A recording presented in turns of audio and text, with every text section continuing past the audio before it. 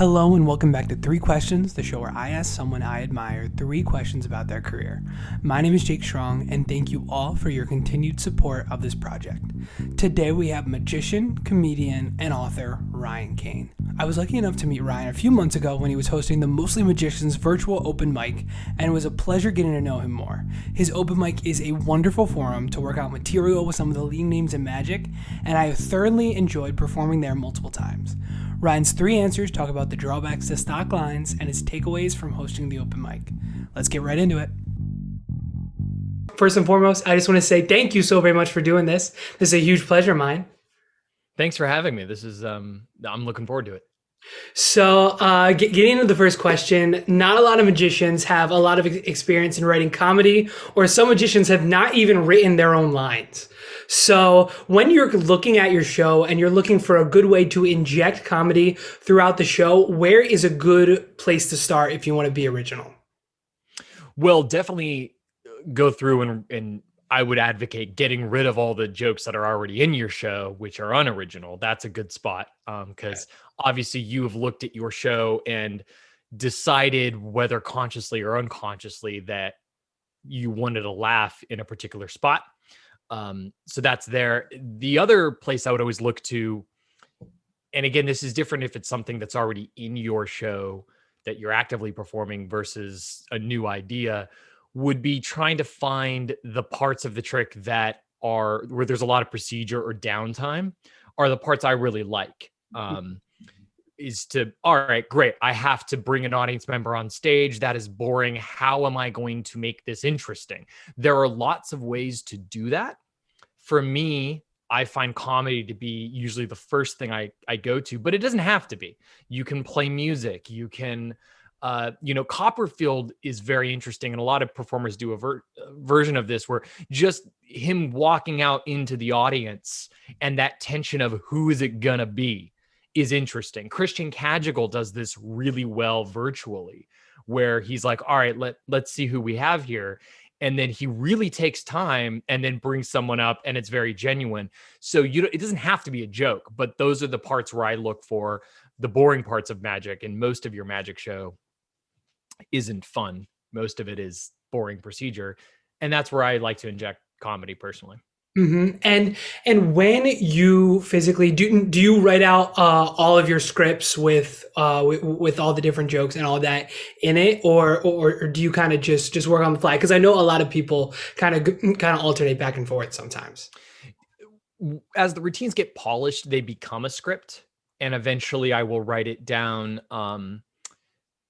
into a full order. Generally, when I'm first working with stuff, it's very similar to an idea that I've seen Jay Sankey talk about for close-up magic, where you think of lines as like arrows in a quiver, as opposed to like a structured script, which I think is really good for close-up, because close-up is like half performance and then half conversation. So you cannot, if you're going into like a walk-around performance expecting people to just shut up and listen to you, that's not how conversations work. And there's, so like, you want these kind of like things are going to happen or whatever. I think for stage shows, it is more structured, but like that, if I'm trying out some new idea, it's like, all right, here's kind of the jokes that I know that I'm going to pull off and shoot. And then they'll, as it gets refined, I'll play with where they go in a script and whether or not if I do all of them. But I don't usually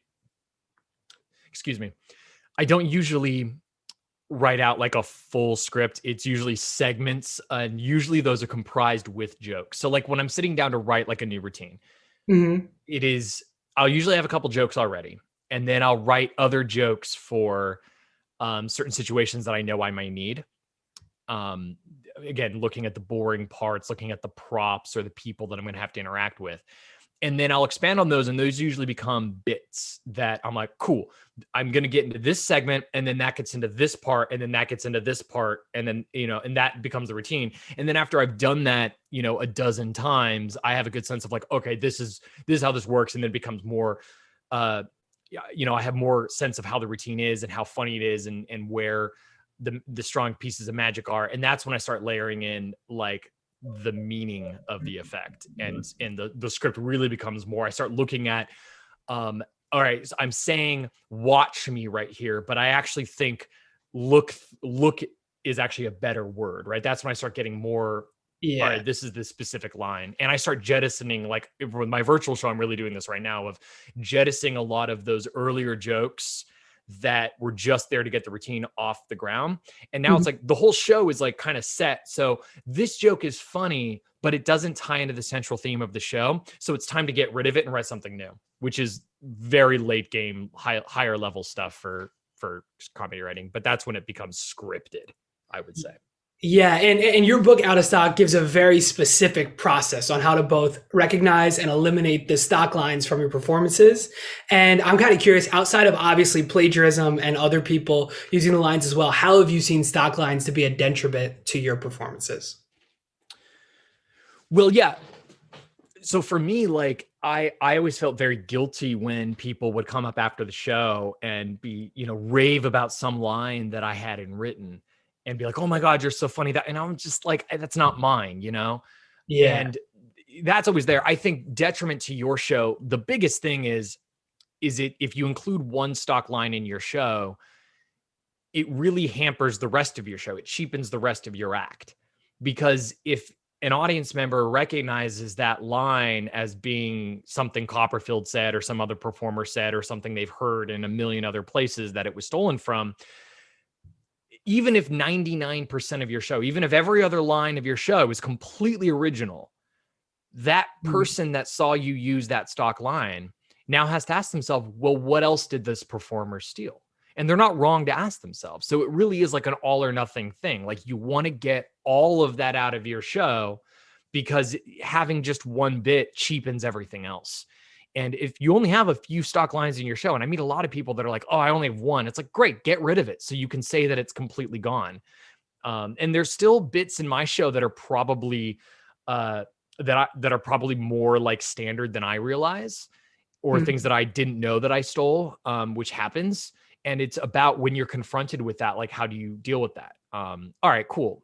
This is great. I will stop doing that, and I'll rewrite something new. Right? It's Yeah. about being honest with yourself. Is the main thing. And for me, it's very difficult because you kind of do have to have this little training wheels period where you use lines from other people's acts, and you end up getting a lot of laughs, and getting a laugh on stage feels really really good. So having to cut those lines and start up with something that you really don't know is going to get a laugh is very very difficult for me, and I've struggled with that for so long. Yeah, and if there's one thing that isn't in the book that I've learned a lot and talked a lot about when with people, it is that like, well, the scariness of doing something new, right? Well, what if they don't like it? And I'm like, but that's performance, Yeah, right? Just because you know like I'm sorry that you learned that so late in performing, and that I think that's kind of something that's semi unique to magic because we are handed entire routines and everything kind of on a platter, and you could just do it, as opposed to comedy or as opposed to songwriting where you get criticism and you have to, especially in comedy where you have to be original right off the bat and you have to start bearing your soul and etc. Yeah, you're gonna run that risk, and that's why you want to find a spot where it doesn't, it's a low risk environment. So a restaurant gig or walk around where it's like, I'm just gonna try this one joke, and these three people didn't laugh, but I can change it for the next group, and that's better, great, and then you work up, right? I'm definitely not advocating at your next corporate show just like cutting out every joke of your show and doing an entirely different show. It's yeah, a gradual process of slowly replacing one line at a time. So, when you approach the part where you're asking the kid to stand on the strap door, instead of saying the stock line because you don't have another line, you just start trying a different line. And then eventually you'll find one. Cool, great. Now you can move on to saying, oh, and the crowd goes mild later in your show, right? All right, now you replace that. And then if you're adamant and you stick to it, eventually you'll replace every line in your show. Um, exactly. Yeah, and sometimes it's difficult to remember that every single routine or every single joke that is fully evolved when you see it for the first time, it has gone through so many phases where probably it did not kill the first time. A routine that you saw today that killed, it definitely went through so much Yeah. work and refining. And that's why, when it's like, oh, but this doesn't work and this does, it's like tough, but that's why, I know, like Harrison Greenbaum, who has done a lot of writing and lecturing on this. Like, I know he has a point about like that laugh isn't yours, you Yeah, know? It's like, yeah, somebody else put in the work to make that joke, make that idea, connect it, put it in this spot and refine it down to the best thing. And for you to just be like, well, but I'm afraid of trying out a new idea. It's like tough, dude. Like, get over it. Like you gotta, yeah, it's hard. But then also the reward, like what I'm talking about, what do I want to replace in my show? Are those lines that now I feel I deserve, right? When people laugh at certain jokes in my show, I know I have so much more of a sense of accomplishment and pride because I was there throughout that entire process of when that was just an idea in a notebook or something that I ad-libbed at one show. And then later I went back and said, oh, that's good, but I can make that better. Let's make that a whole bit now. And so you can, and it's once you get it into your system of like, I want to try things out. I want to start really being more critical of my show and analyzing it and pushing things to the next level, you get addicted to it really, really fast. If I don't have something new, little things, right? Like not whole routines. I don't like, as much as I advocate like being original and trying to, be out, try doing your own stuff. Like I really don't like being in like uncharted waters in my show. I like to know when my next laugh is coming. I like to know where I am in a show, etc. But I do all, so it's like I'm doing this in smaller chunks. It's a process, right? Like I start with varied small routines and I build it out. And then by the time I'm doing, I'm doing virtual shows tomorrow, and it's like the only new stuff I'll be trying are some custom jokes for them that I've written. And most of those are based on formulas of like other routine, like jokes that I've worked for other things. And it's just altering the punchline to be specific to what they're doing. So yeah. it's still not even like a completely new joke most of the time. Right. Exactly, yeah. And going back to Harrison, one of his favorite quotes that I heard that really has stuck with me is he said, "It's like being a cover band of the Beatles, but acting like you are the Beatles, and everybody else is treating you like the Beatles." That was one Yeah. of the first good visualizations that you can see how that would happen, how a cover band should not be treated like the actual Beatles. Yeah. And, I think there's this, and again, there's a big line that both Harrison and I draw. I think Harrison draws it a little bit earlier than I do. Of like, yes, there's a period where you have to use these as training wheels to get on board to learn. There's so much in magic to learn, right? Yeah, There's so much, and I don't expect anyone just getting into this to start writing their own stuff, right? Like like do Gazzo's act, do do marketed, do invisible deck with the present, because it's great. I forget who, I think it's like I know I've talked with Jay Alexander about this, but I think it's somebody else that brought this up of like, whenever you watch like a mediocre magician, if they include invisible deck in their show, it's invariably the best thing in their show. And the reason for that is because it's so self-contained. It's such a good trick. And the the presentation is so universal and interesting that it really is that good, right? So if you're new to magic, do that so you can understand, here's the standard. This is what it should feel like. These are the jokes. This is how involved, and but then when you start learning, once you've mastered the fundamentals and like, all right, cool, I know how to do magic. I know how to carry myself on stage. I know how to get over stage fright. I know how to project. I know how to do all this stuff. You should start writing your own material, and you should leave invisible deck presentation behind and start looking at it as the ultramental deck and not as here's the presentation. I use an ultramental deck in my show, but it's not used in the normal fashion. I mean, it's still not, it's, forget the guy's name, but with Martini Shaker Triumph version, which still isn't my process, but like I bought the VHS and I wrote all the script for it. right? So it's you start using these props not as their presentations. And for me, I think it's like, yeah, once you start really taking money, I mean, I know Harrison's like, when you start taking money, like you should be doing your own stuff. Yeah. I think you got to kind of get into that world, but definitely like if you've been doing magic if you have a career and you're still doing stock lines, like, come on. Yeah. Uh, that's where and especially that cover band type thing is like, yeah, because people think that I think audiences don't expect the tricks to be yours, but I do expect when they say, "Hey, here's the story of my first trick," or "Hey, here's some story or some insight into the world that I have," that's genuine to you. I don't think people are, if you ask them afterwards, if they think that there's people that bill themselves as like, oh, funny comedian magicians, and you look at their entire shows and none of it's original, and it's like, well then, but that's your name, like what the hell. uh Yeah.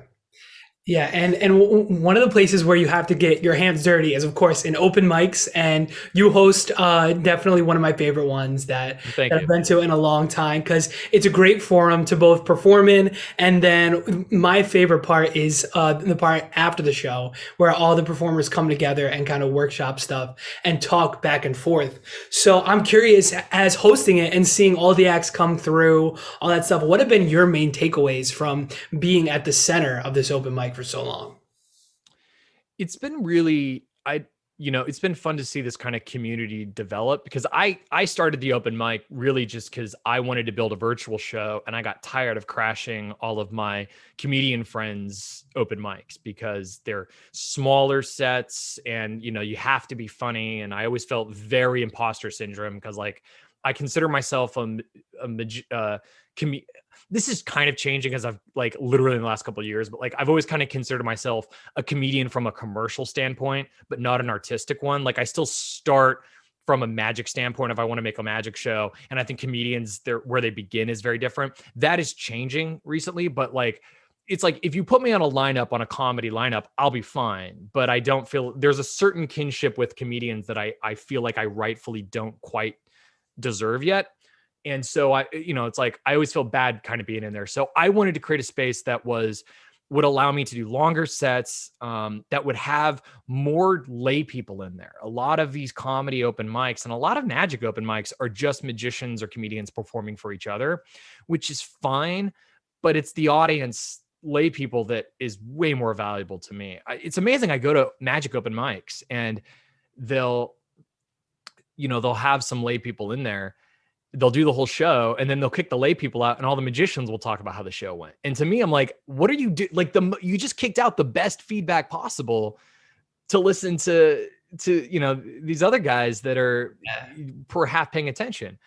So that's why like my show's the only open mic I've ever seen that has like a dedicated debrief where each performer gets like one question about their act that they have a dedicated time to ask the audience. And I always check to make sure that people stick around, because I do want to make sure that whether or not you were the end of the lineup or the front of the lineup, that if you're just trying to be like, hey, did this joke connect with you? Or, hey, how do you think this trick worked? That you can get that response from lay people. Cause that's what I work. That's what I love to do when I'm trying out new stuff, is like, there's usually one very specific thing that I'm testing and I want to be able to get that feedback. And we have a fantastic group of kind of regular lay people that come through, and there's always some new people that filter in. And it's been really, really great to see this kind of community come around and to learn what other people get out of it.